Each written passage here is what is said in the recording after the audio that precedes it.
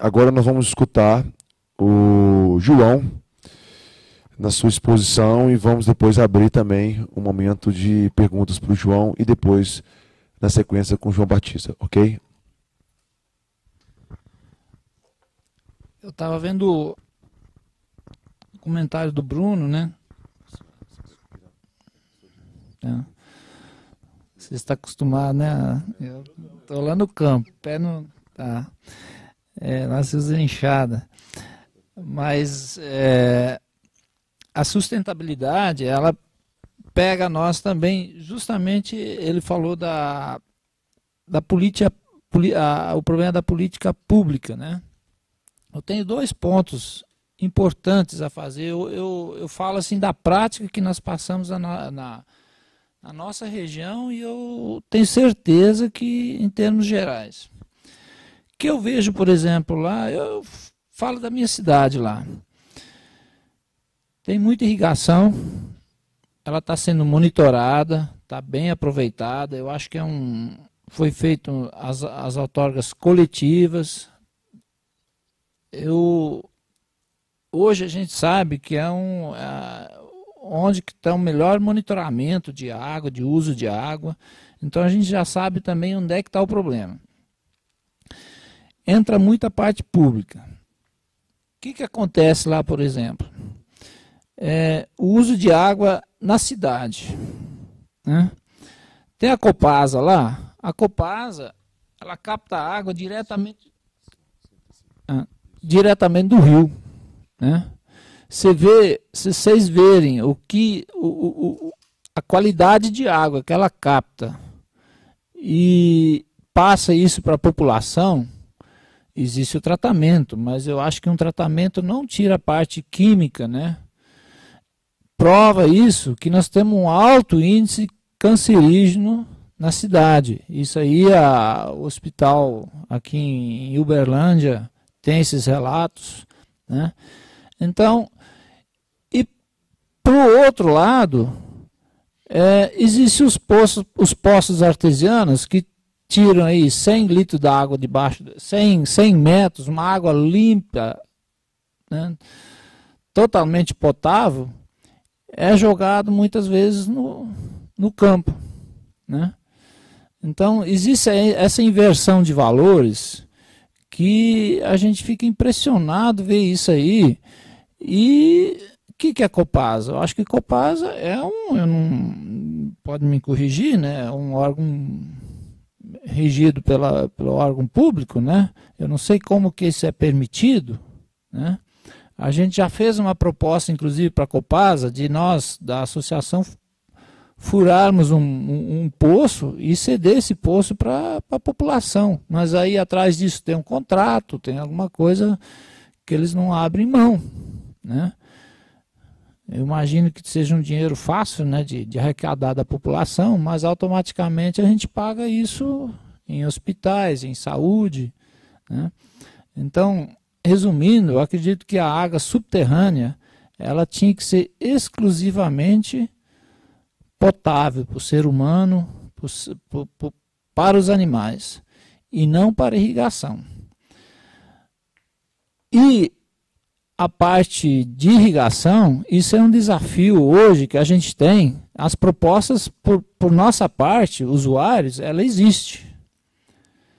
Embarramento, existem os estudos, perfeitamente sustentável. A gente já provou isso.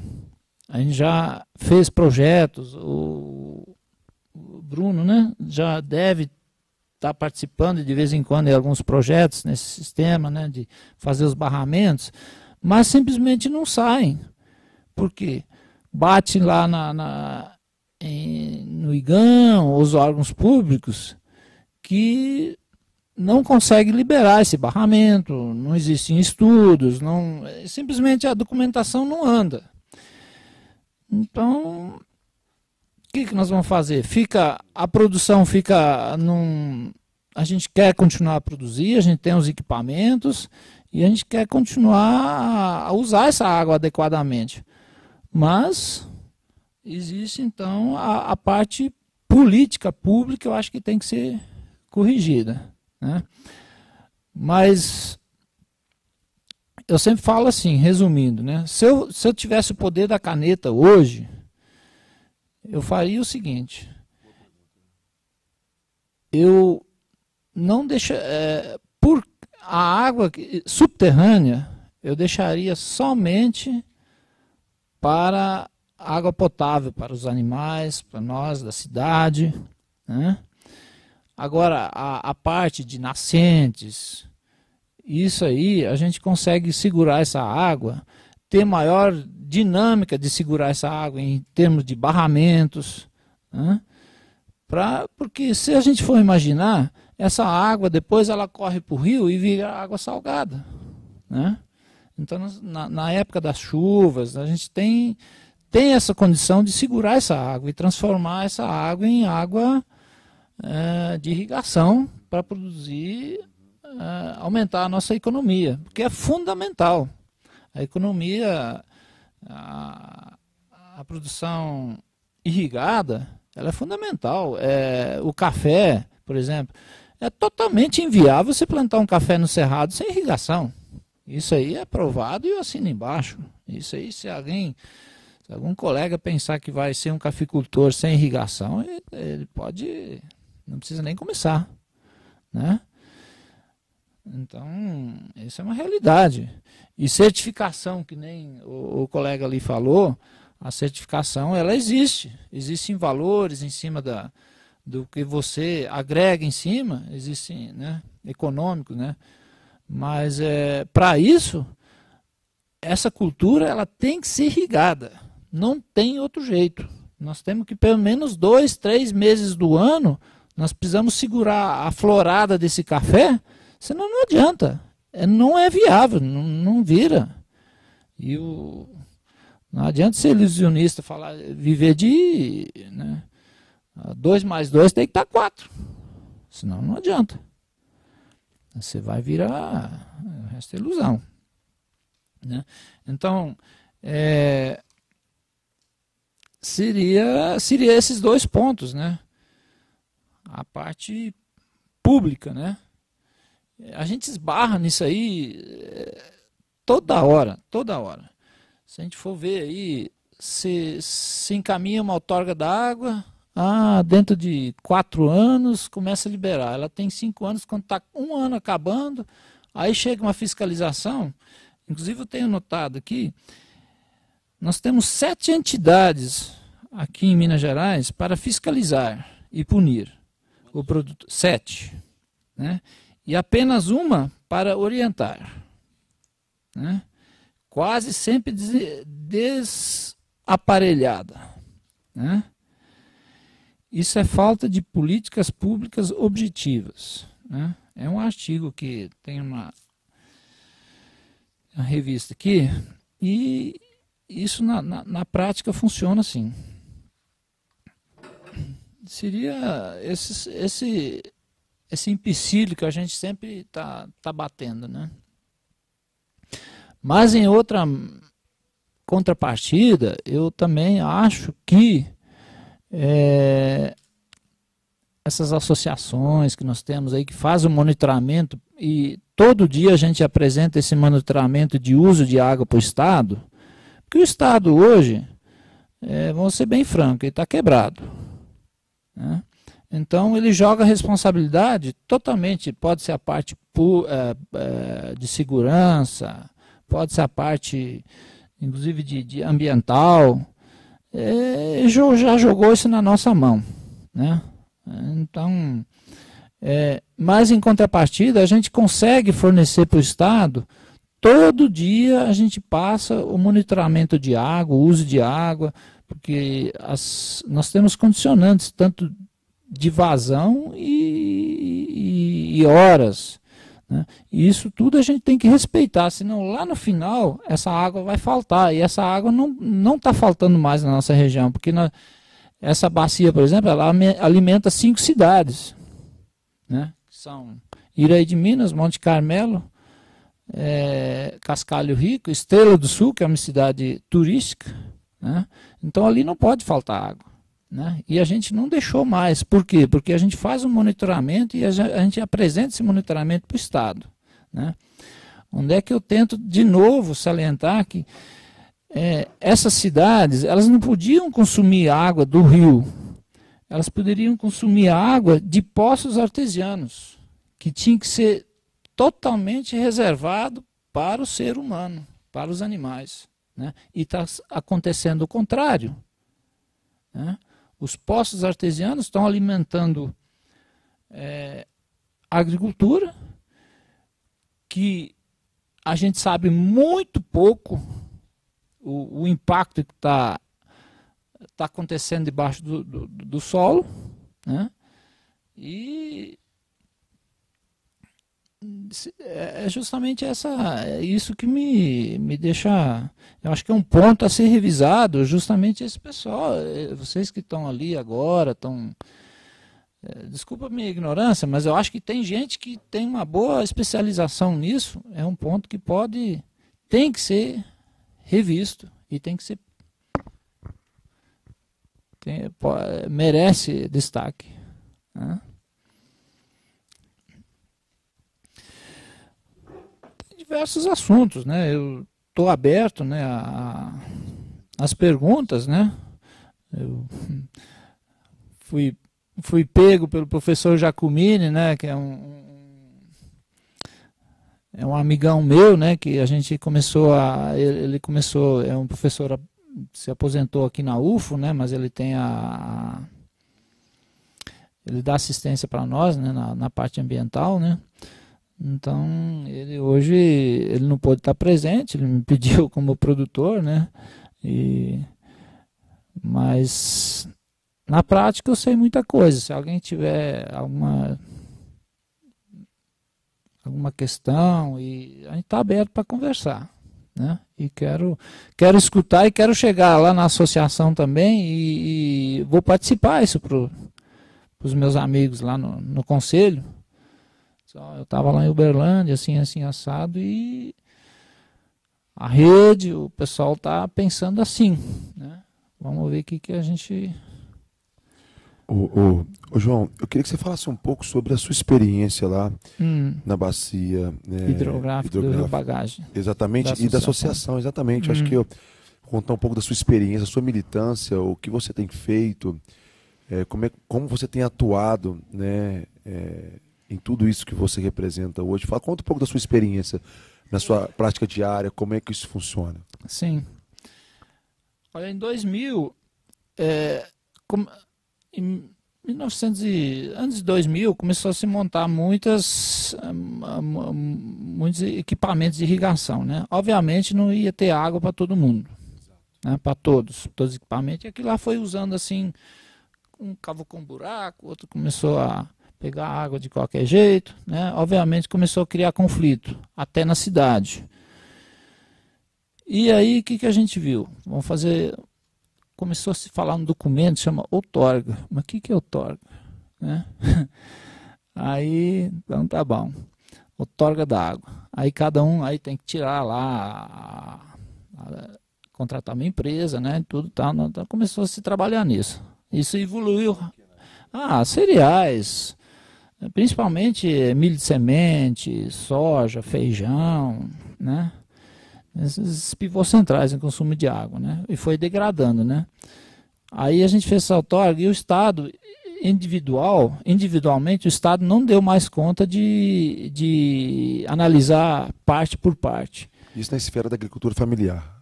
Não. Já macro mesmo? Não, a agricultura familiar não.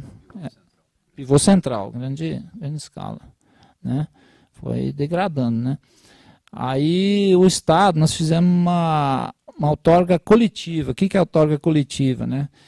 Que tem a bacia hidrográfica, né? Imaginar, né? Que é a nossa região, né? Aí cada bacia tem os afluentes, né? Que é o rio, né? Então todos os usuários daquele rio tiveram que se unir. Eu tive que começar a conhecer meu vizinho conhecer a mim também, né? E quando eu tive que, como que não dava para todo mundo, hoje, como é que funciona? A gente faz reuniões de 3 em 3 meses, chama todos os vizinhos, seriam os usuários daquele rio, né? Não é da bacia, não. Tem a bacia, tem os rios que são os afluentes daquela bacia, né?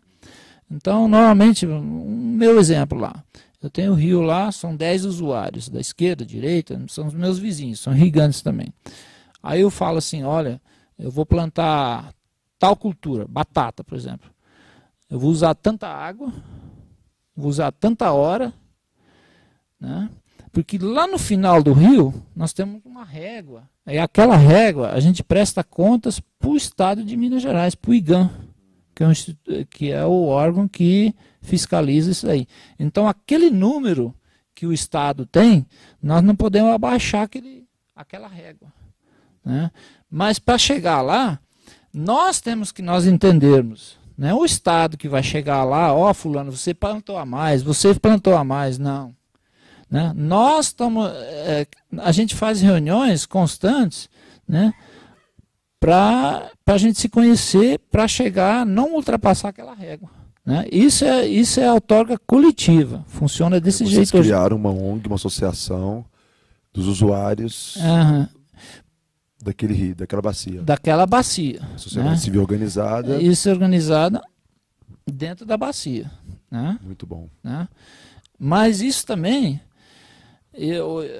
essa semana eu fiquei muito satisfeito, né?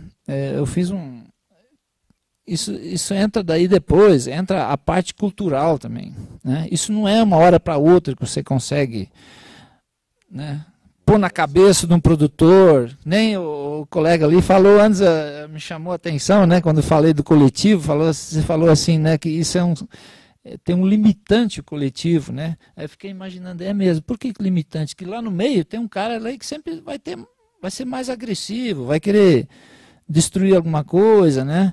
Então, mas dentro da associação tem o conselho de ética, tem o conselho fiscal, né? Tem o conselho administrativo. Aí a queixa aparece, eu vou ter uma queixa do meu vizinho. Eu não vou chegar no meu vizinho, porque é meu vizinho, é meu compadre, muitas vezes. Eu vou chegar na associação, no conselho de ética, só conselho de ética, né? Mas isso em ata, tudo escrito. Está acontecendo isso, aquilo. O que o conselho de ética vai fazer? Não é eu que vou debater com meu vizinho e vou encrencar com ele, não. O conselho de ética vai chegar no meu vizinho e vai falar assim, ó, vizinho, você está infringindo isso, aquilo. E nem o Estado não vai ficar sabendo disso, não. Nós temos que nós entendermos, né? Então, hoje, quanto mais nós conseguirmos fazer a nossa parte, é melhor. De que forma você vê que o Estado pode colaborar na fomentação dessa iniciativa da sociedade civil organizada, né?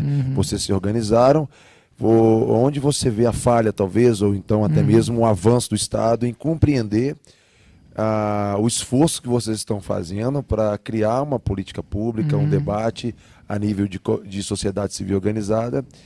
Esse bate-bola com, né? com o Estado, ele flui bem ou ele tem seus problemas? É justamente onde é que eu estou querendo chegar.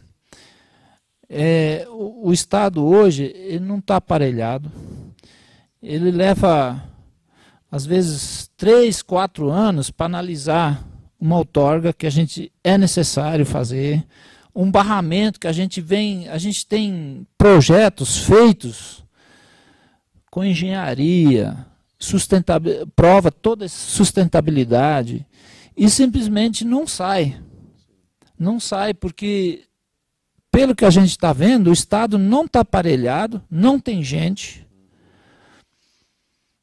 Interesse existe, mas se chega aqui, a Supram, por exemplo, aqui em Uberlândia, muda, acho que de uns 2 anos para cá já mudou de diretoria, acho que o presidente da Supram mudou umas 2, 3 vezes já. Né? E aí você encaminha um projeto, uma coisa, leva 1 ano, 2, sim, mas 1 ano, 2 anos, isso é muito tempo. Né? Aí chega uma fiscalização, está em protocolo. Aí o fiscal chega assim, o policial militar, fortemente armado, né, chega lá na fazenda, né, como que a gente fosse um marginal, né, isso já aconteceu comigo, né, com os colegas também, poço artesiano. Aí eu tive que abrir uma cisterna, né, para alimentar o pessoal, a mim também, a água. Aí estava no protocolo. Aí o policial militar fala assim para mim, protocolo para nós, aí redige uma multa lá, né? Quer dizer, se torna, você vê que o Estado realmente está devagar, ineficiente. Eu acho que está faltando gente e dinâmica, né? E investimento nessa área? Quais são os investimentos necessários para melhorar essa dinâmica? Olha, a coisa... Existe a necessidade? Existe. A coisa esbarra lá em Belo Horizonte. O nosso investimento, a gente gasta, a gente se propõe em esse barramento. A gente mesmo vai fazer, a gente já propôs isso. Mas o papel parece que esbarra lá em Belo Horizonte e aí não vai. Centraliza lá e não vai, né? Então, seria essa parte pública mesmo que não está... Alguém quer fazer alguma pergunta? Como é que você chama? Por favor, se posicione aqui perto dessa câmera aqui. Elder. Vem cá.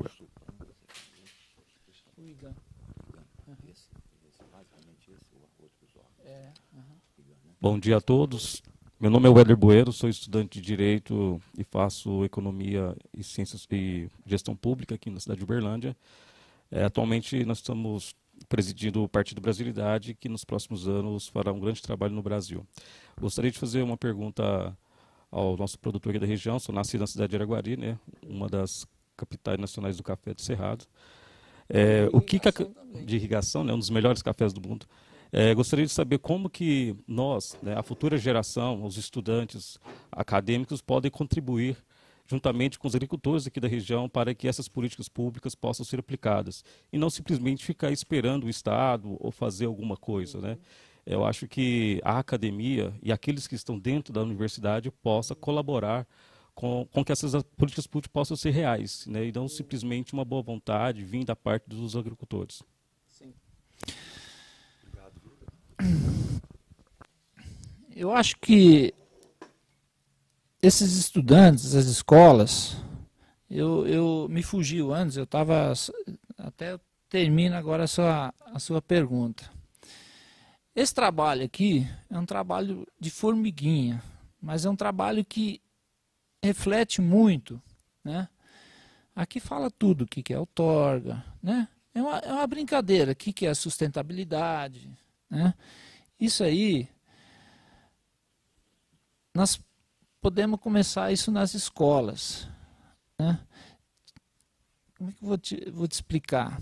Não é uma hora para outra que você consegue, né, pôr na cabeça de uma pessoa sustentabilidade. Ou eu falo assim, no dia que o brasileiro conseguir discutir meio ambiente do jeito que ele discute futebol, nós vamos ser outro país. Tá? Então, vamos imaginar que nós vamos começar a discutir meio ambiente do jeito que nós falamos. Cada um quer ser um técnico de futebol. Acho que não. Se nós conseguíssemos mudar essa história, isso não é um dia para o outro que a gente vai conseguir fazer.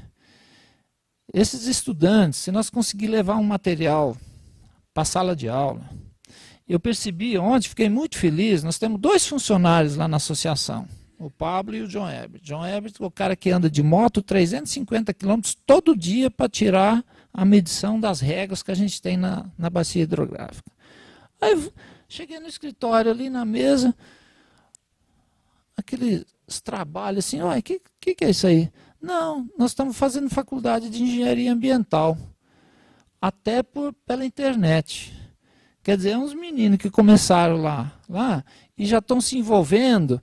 Aí o Pablo à noite está indo lá na sala de aula, na escola pública, né? e ensinando esse livrinho, né?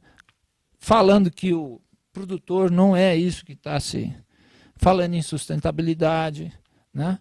Então, essas coisas é o dia a dia que a gente tem que trabalhar, né? E isso chega lá em cima depois. Existe a pressão, não é uma pessoa, um vereador, ou só às vezes uma pessoa que faz isso, é a comunidade, né?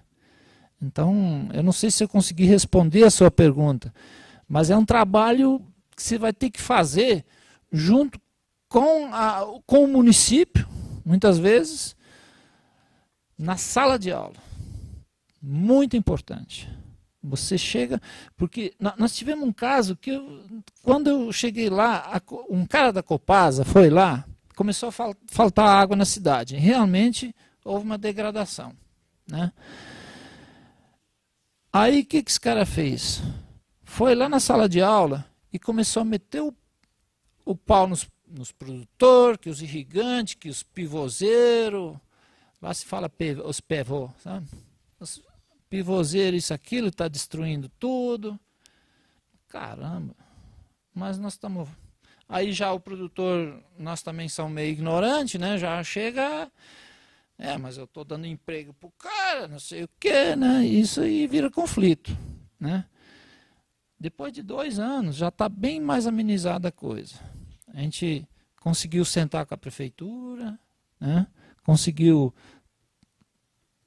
A Copasa hoje já parece não, já está com 50% do uso da cidade de poços artesianos, né? Já não pega mais aquela água 100% do rio contaminado, que, obviamente, o tanto de defensivos que você joga entra tudo pela erosão dentro dos rios.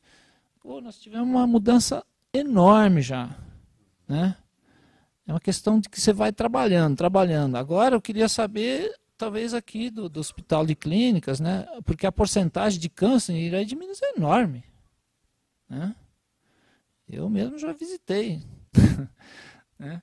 Então, mas me parece que está melhorando. Pelo menos a parte cultural já está chegando. Né? Ok, se eu conseguir te responder, fico satisfeito. Né? Obrigado. O Eduardo, depois o Gustavo. Perguntas.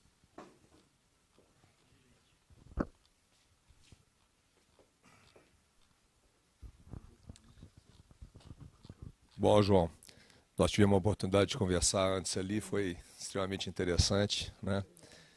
Eu também sou de origem rural, né, com muito orgulho, sei de todas as dificuldades de gerações de produtores rurais, até hoje me sinto assim, ainda mais na engenharia, né, no momento, mas ainda também como produtor rural. E é interessante como que a gente percebe que ao longo de poucas décadas, com o êxodo rural, as populações urbanas acham que os alimentos chegam na mesa por um passe de mágica. Sim. Eu observo na nossa região da Zona da Mata como que tão rodeados de um número enorme, né, de propriedades rurais ainda ociosas. E aqui eu faço um parênteses interessante, a gente veio conversando. Por força da expansão da fronteira agrícola para regiões mais planas, essas regiões mais montanhosas ficaram, de certa forma, um pouco mais incólumes à questão das contaminações, né?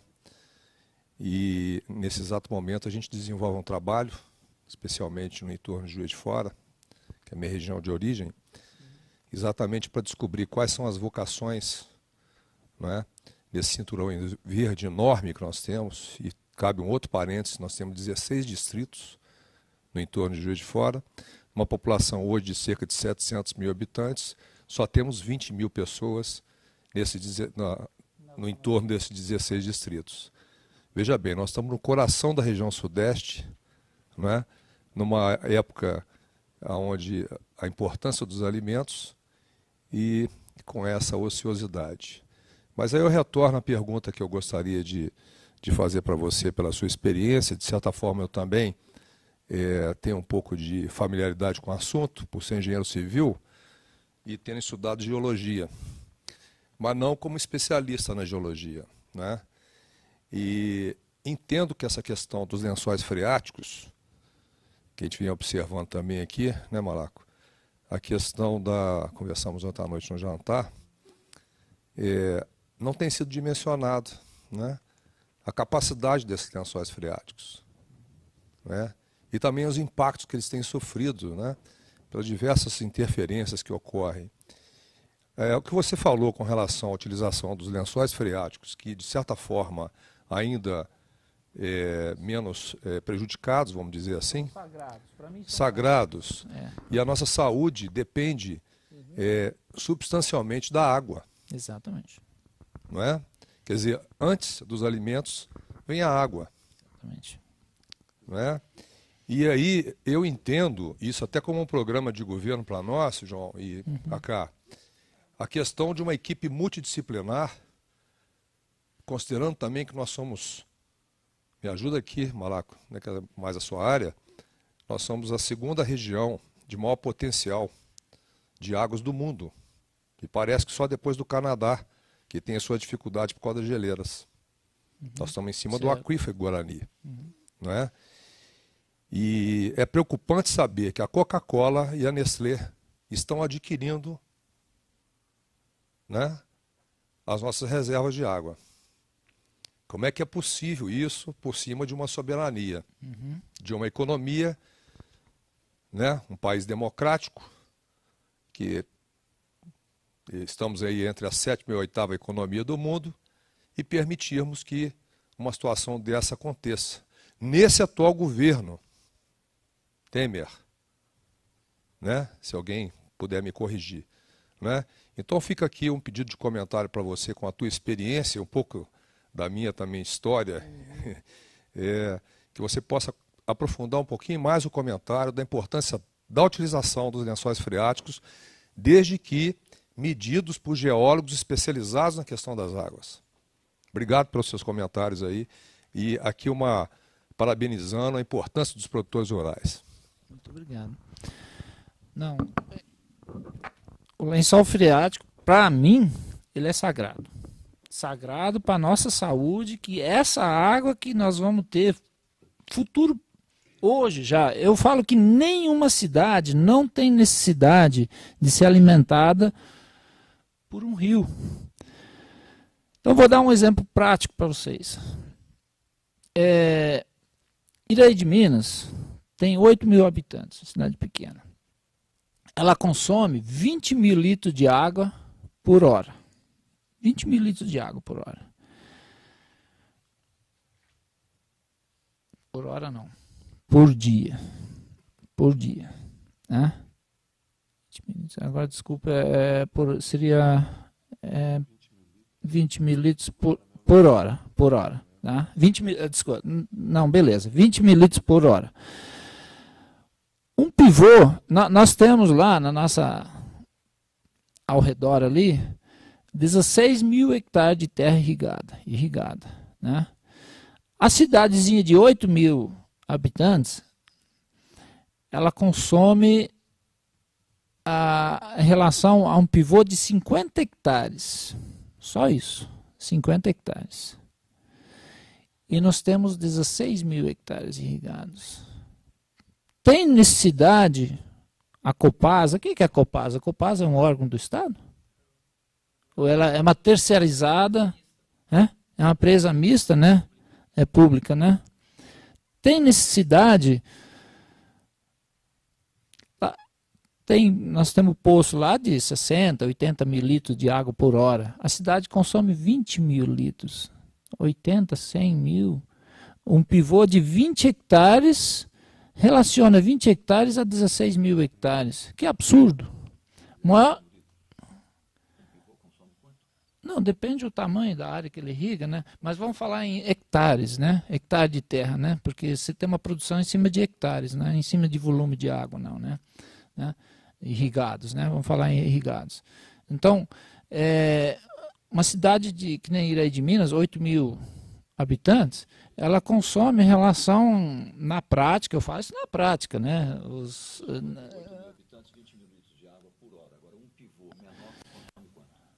Um pivô de... eu vou jogar alto. 50 hectares consome 20 mil litros. Né? É tão pouco.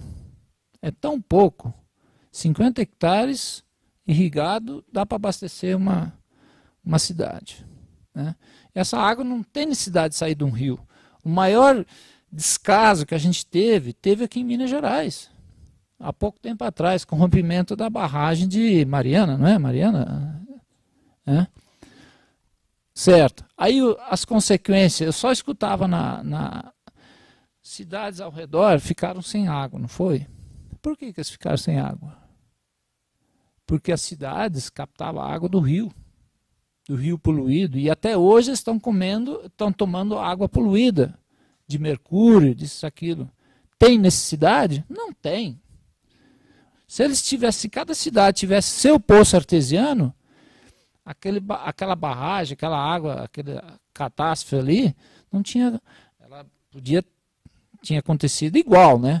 Mas problema de água poluída, as cidades ficou sem ar, eu vi lá, vinha água doada, aquela catástrofe, né? Mas porque as cidades estavam captando água do rio? Não tem necessidade. A prova está aí, o consumo é mínimo. Pode ser tirado tudo do subsolo. Tem, nós estamos sentados em cima de uma riqueza que é o aquífero Guarani e nós não usamos ele. Entregamos para a Coca-Cola, para a Nestlé, para nós irrigantes. Eu te falo o seguinte, nós não precisamos... Nós irrigantes, nós não precisamos daquela água. Nós só precisamos de uma política pública de barramento. Ela existe nos Estados Unidos, no Chile, existe até em Goiás. O estado de Goiás está muito bem aparelhado em armazenagem de água. Né? Mas aqui, a política pública para barramento, porque tem uma árvore lá, um buriti.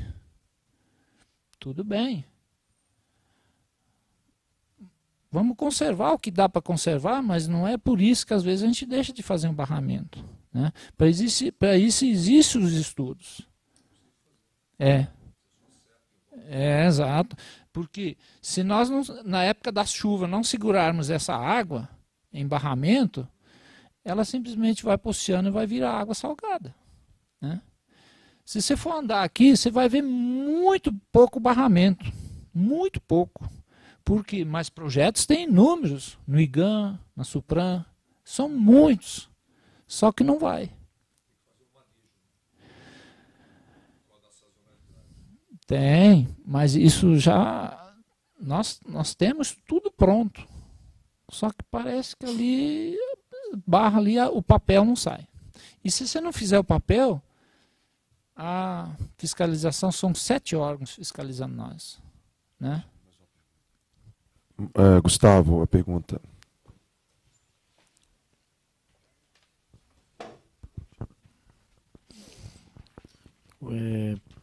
Primeiro, bom, acho que um ponto importante que esse seminário, os 8 seminários, eles vão trabalhar em relação ao programa de governo, que é baseado nos Objetivos de Desenvolvimento Sustentável, né? E esse aqui ele está focado na questão de um objetivo, que é o segundo objetivo, que há um compromisso do Brasil, né? Ele é signatário, os Objetivos de Desenvolvimento Sustentável estão associados diretamente à ONU, e esse objetivo é, por exemplo, que nós estamos trabalhando aqui hoje, acabar com a fome, alcançar a segurança alimentar e melhoria de nutrição e promover a agricultura sustentável. É óbvio que o que nós estamos trabalhando aqui hoje é promover a agricultura sustentável, porque cada tema desse aqui, imagina, acabar com a fome, alcançar a segurança alimentar, melhoria de nutrição, é um seminário e um debate. Tanto que quando a gente fala em agricultura familiar, né, em alguns momentos foi citado aqui, a ideia é até fazer um outro seminário até no noroeste de Minas. Então vai ser um assunto que depois nós vamos trabalhar, é só para contextualizar. E diretamente associado, qual que é a meta que o Brasil dentro desses Objetivos de Desenvolvimento Sustentável, está associado a esse tipo de meta. Que até 2030, isso não só o Brasil, todos os países, né, que trabalham nessa lógica, garantir sistemas sustentáveis de produção de alimentos e implementar práticas agrícolas resilientes, que aumentem a produtividade e a produção, mas que ajudem a manter os ecossistemas, que fortaleçam a capacidade de adaptação às mudanças climáticas, que foi dito aqui, muito claramente, as condições meteorológicas extremas, secas, inundações e outros desastres que melhorem progressivamente a qualidade da terra e do solo. Isso é algo que tem que estar no programa de governo, associado. O Brasil tem que fazer seu dever de casa, os estados e os municípios. E João Batista, acho que é fundamental, duas linhas que já foram citadas aqui, água e mudanças climáticas. Esse é um eixo de qualquer governo que queira trabalhar. Você não quer falar em sustentabilidade?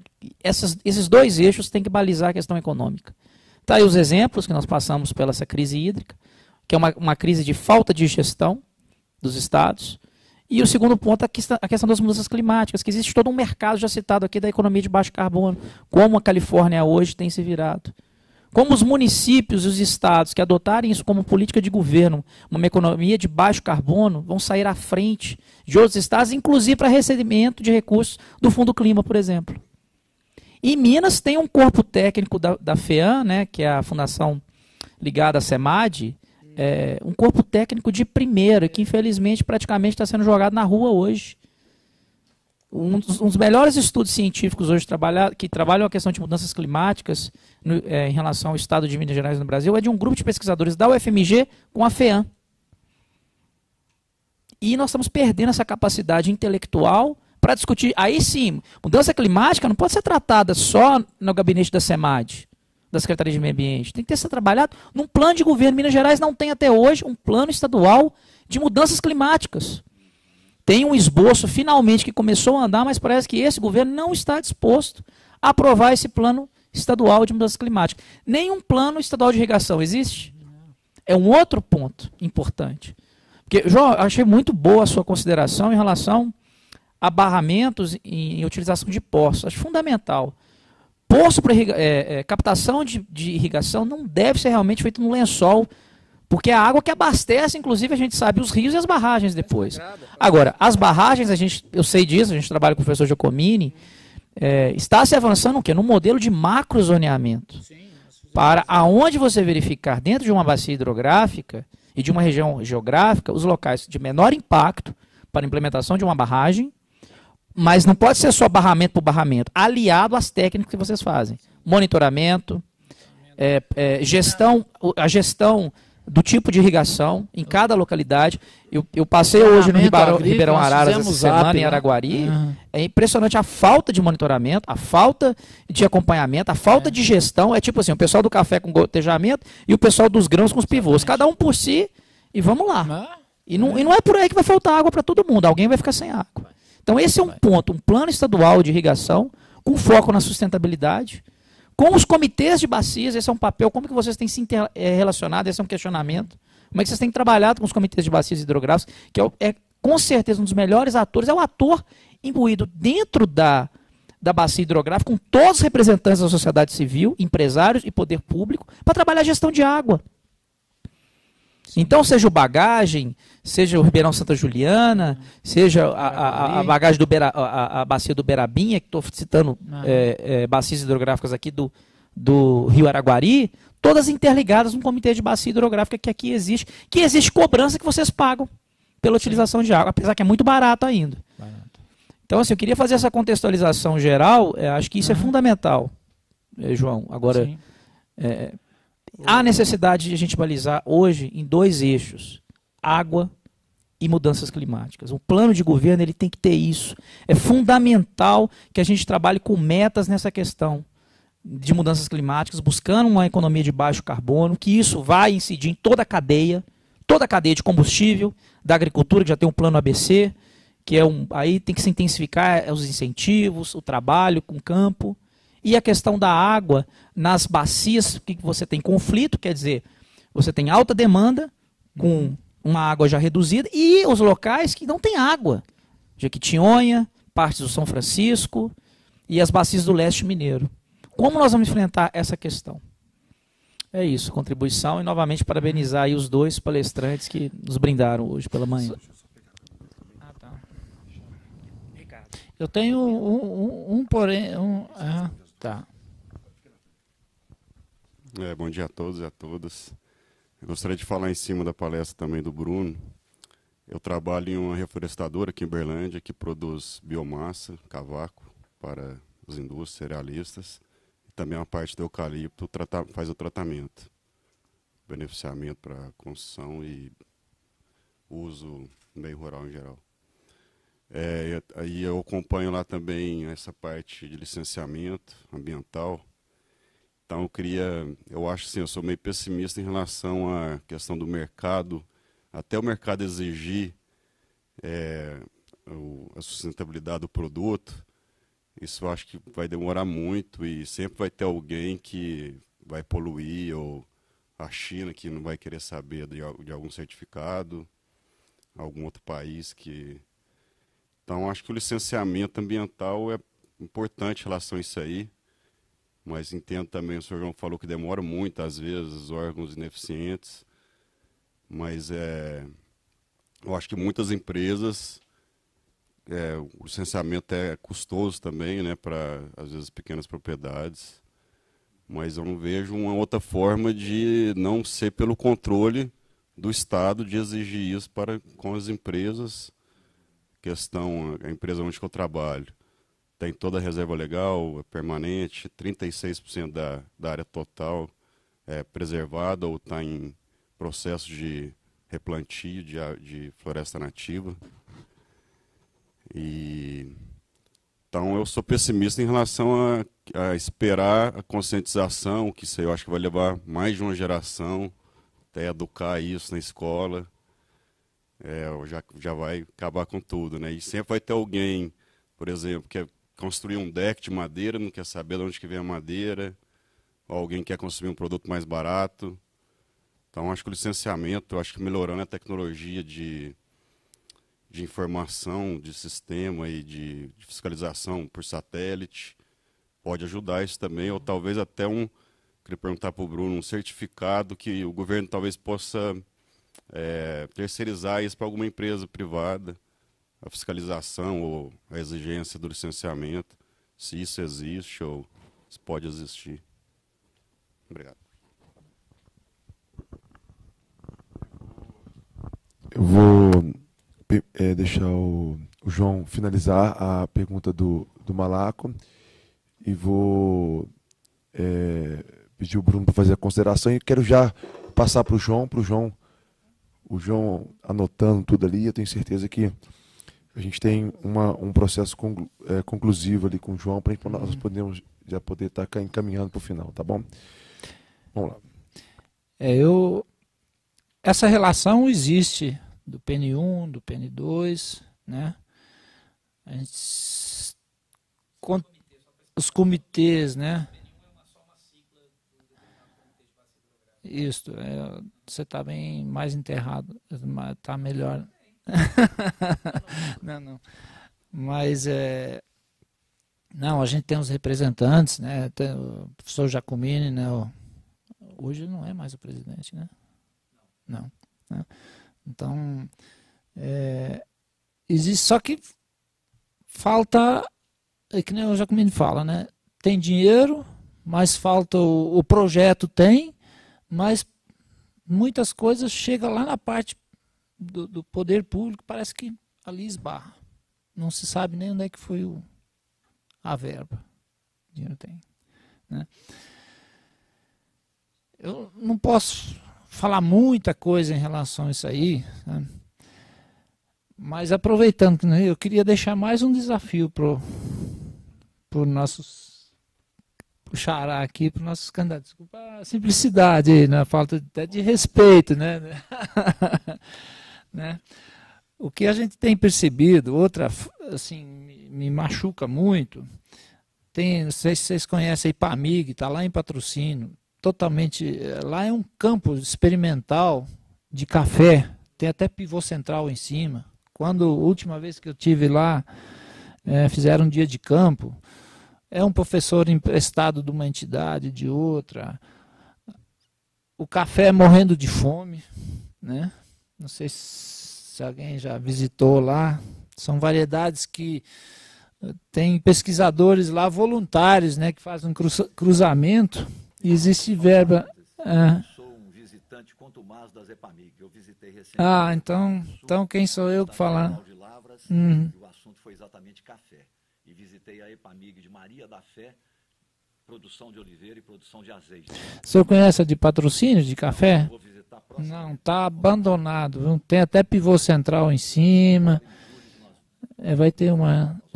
não esquece, não passa lá não. Mas aí lá no campo, acontece muita coisa, por exemplo, um dia de campo. Aí chega um pesquisador lá de nome, né? Aí você fica chateado. O pesquisador, ele estudou, foi para os Estados Unidos, fez pós-graduação, tudo. E ele chega lá com uma intenção não, ele é obrigado a te pôr um produto na sua cabeça que você vê que não é o que ele estudou. Eu acho que é uma Embrapa falida, né? Sem recurso, que esse pesquisador tinha que estar trabalhando na Embrapa. Ou está trabalhando, tem um convênio ainda, mas no fundo, quem paga esse pesquisador é uma multinacional. Né? Aí nós chamamos lá, grosseiramente, é duro você falar, mas você escuta, existe ele se torna um prostituto. Né? Infelizmente. Essa é a realidade brasileira hoje, que eu vejo. É tão duro você escutar assim, não, um pesquisador, um cara que estudou tanto, né? Depois precisar ser, para ganhar a vida dele, ser prostituído por uma multinacional. Mas ele se obriga. A Embrapa não dá mais condições, não tem verba. Né? Então, é um assunto também, isso aí eu falo, porque os próximos que entrarem, esses órgãos são sagrados, gente. Tem tanta coisa bonita, tem tanto pesquisador interessante, tanta gente que se empenhou, e hoje está sem verba, eles têm família para criar também, né? Acaba indo para o lado de uma multinacional, acaba falando indo numa palestra grande de produtores e colocando na mente de cada um que aquele produto é o bom, aquele produto é o tal, e acaba se prostituindo. Né? Então tem que ter verba para... Ok, João, obrigado pela sua contribuição. Nós vamos continuar aqui no debate. Eu vou passar a palavra agora para o Bruno fazer uma consideração para o nosso amigo, para o Ricardo, e já vou passar a palavra para o João já, para a gente poder ir para as nossas, finalizando já a conclusão do eixo 18 sobre agricultura e sustentabilidade. Eu vou começar, então vou pegar um gancho aqui do João, nesse sentido da questão de pesquisa. Tá? Como a gente faz pesquisa aqui na Universidade Federal de Uberlândia, e a gente sempre teve uma relação muito forte com a FAPEMIG, né, que é a empresa de pesquisa do Estado, que está completamente falida há 2, 3 anos. Assim, tá uma coisa assim, não está saindo, assim, inclusive projetos, eu tenho um projeto aprovado em 2014, se eu não me engano, que eu não recebi a verba até hoje. Eu estou pedindo postergação de prazo porque eu falo, vocês não me deram nada. Eu não tenho como entregar, inclusive o projeto está negativo, porque teve algumas despesas bancárias do projeto e não entrou dinheiro e ficou negativo. Então tá extremamente complicado fazer pesquisa no Estado Não, assim, o caso da Embrapa, tá, eu acho que ainda é mais protegida, está melhor do que qualquer coisa do Estado, do ponto de vista de verbas, tá? A Embrapa ainda acho que tem uma proteção maior. Realmente eles têm adotado muito essa estratégia de fazer pesquisa meio que em parceria, né, com o setor privado, enfim. Eu não tenho conhecimento tão grande das consequências disso, mas o que a gente percebe é que a verba de pesquisa está muito problemática e as soluções de sustentabilidade, pelo menos para a agricultura, que é a minha área, eu digo, passam completamente por financiamento de pesquisa pública.